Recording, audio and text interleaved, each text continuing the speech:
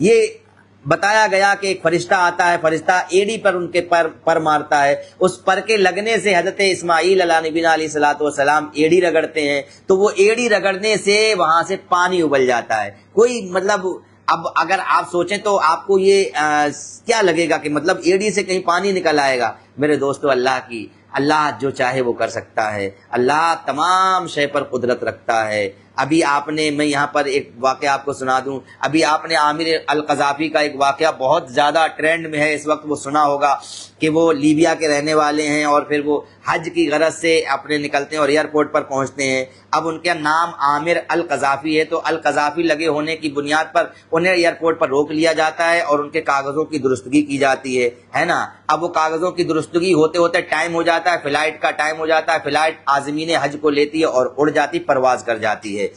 اب جب تک ان کے کاغذات صحیح ہوتے ہیں تب تک یہاں سے پلین چھوٹ جاتی ہے، لیبیا سے کہاں؟ مکہ شریف کے لیے۔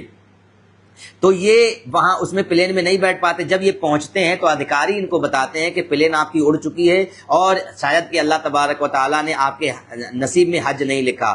اب یہ بندہ ہے مومن اور یہ جو ہے دیوانہ اللہ رب العزت سے محبت کرنے والا بندہ کہتا نہیں، میں حج کرنے کا ارادہ کر کے آیا ہوں، میں واپس نہیں جاؤں گا، میں حج کرنے جاؤں گا، ہے نا۔ تو ادھیکاری کہتا ہے پلین جا چکا ہے اور وہ وہیں پر بیٹھ جاتا ہے، کہتا نہیں میں واپس نہیں جاؤں گا، میں حج کرنے جاؤں گا، کیسے بھی جاؤں میں حج کرنے جاؤں گا۔ یہ توکل ہے، یہ ایمان، یہ یقین ہے، یہ تڑپ ہے، یہ اللہ سے محبت ہے نا۔ آج کی ڈیٹ میں سوچو حضرت اسماعیل اور حضرت ہاجرہ کا وہ دور، حضرت ابراہیم علیہ نبی علیہ الصلوۃ والسلام کا وہ دور کتنا سہانا دور رہا ہوگا۔ آج کے دور کی بات یہ میں آپ کو بتا رہا ہوں۔ لیبیا کا رہنے والا محمد عامر ڈٹ جاتا ہے، ایئرپورٹ سے ہٹتا نہیں ہے کہ نہیں میں جاؤں گا، مجھے حج کرنے جانا ہے، میں حج کا ارادہ کر کے آیا ہوں۔ تھوڑی دیر کے بعد خبر آتی ہے کہ جو پلین عازمین حج کو لے کر کے جا رہا تھا مکہ شریف، اس پلین میں تکنیکی خرابی آ گئی، وہ واپس آ رہا ہے اور پلین واپس آتا ہے ایئرپورٹ پر۔ فنی خرابی جو ہوتی ہے اس کو صحیح کیا جاتا ہے ایئرپورٹ پر، اور پھر وہ عامر القذافی وہاں ایئرپورٹ پر اپنے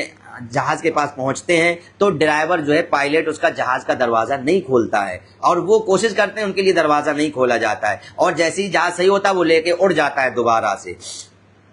تو ادھیکاری پھر ان سے کہتا ہے کہ دیکھو اب اس بار بھی تمہیں نہیں چڑھنے کو ملا، تمہارے نصیب میں ہے نہیں، ایسا کرو تم لوٹ جاؤ اپنے گھر جاؤ۔ وہ دیوانہ کہتا ہے نہیں، مجھے گھر نہیں لوٹنا ہے، مجھے حج کرنے جانا ہے۔ بیٹھ گیا وہیں پر اپنا تھیلا اور جھولا لے کر کے، سامان لے کر کے، نہیں مجھے حج کرنے جانا ہے، میں حج کرنے جاؤں گا، ہے نا۔